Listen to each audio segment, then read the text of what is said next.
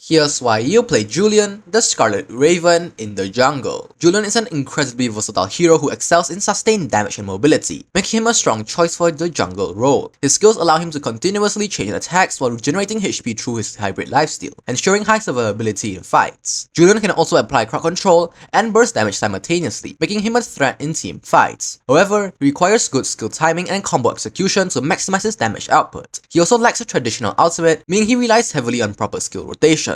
Julian's passive, Smith's Legacy, allows him to enhance his third skill after casting two different skills, making it crucial to use the correct combo sequence. After using any skill, his basic attacks deal additional magic damage to pull enemies closer. Each time he hits an enemy hero with his skills, he gains extra hybrid lifesteal for a few seconds, stacking up to 3 times. Julian's first skill, Scythe, throws a scythe in the designated direction, dealing magic damage to all enemies it passes through. If it hits a non-minion enemy, the scythe disappears instantly. This skill is great for poking and slowing down targets.